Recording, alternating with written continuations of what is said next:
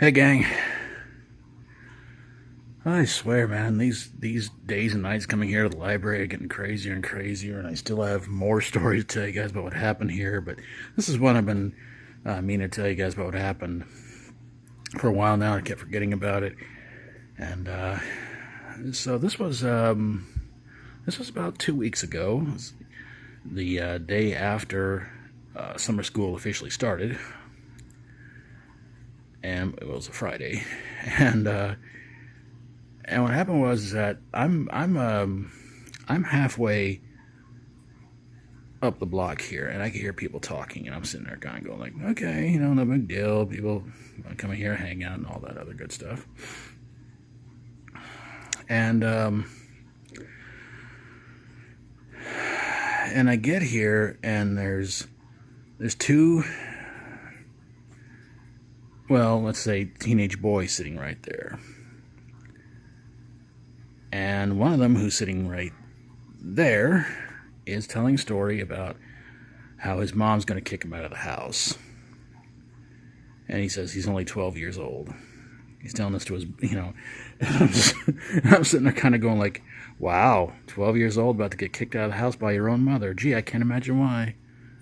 And see, it's 2:30. It's past 2:30 in the morning, and you're sitting here and knowing fully well you're not supposed to be here because you're underage.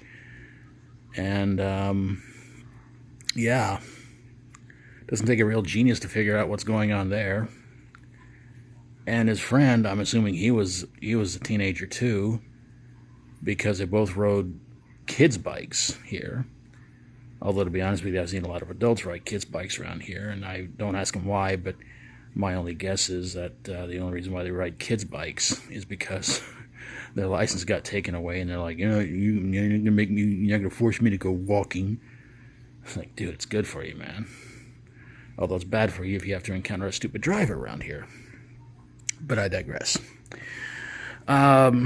So they kept going in and out several times, and and it just amazed me, because I'm sitting there and it made me flash back to a lot of times when I was in my 20s and 30s on occasion too. These kids would come up to me, and they'd be out, I'd be out walking around. These teenagers, preteens would come up to me and just say, just tell the cops you're our uncle or something like that. And I'm like, they know me. They know I don't have any family in this town or even in this state. Like, trust me, they're not gonna fall for that crap. And it was always just, just tell them that, we're with you and all this. And it's like, look, it ain't gonna work. All right, the only time that works is if you're with a parent, and your own parent, not anybody else and everything like that. And I told him, I said, look, I'm not gonna go to jail for you little brats. Forget it. So yeah, so this 12-year-old kid's hanging out down here past 2:30 in the morning. And he's talking about how his mom's going to kick him out of the house. And part of me is kind of like, what? I don't blame her. You do stupid crap like this, you deserve to get kicked out of the house because you're a little idiot.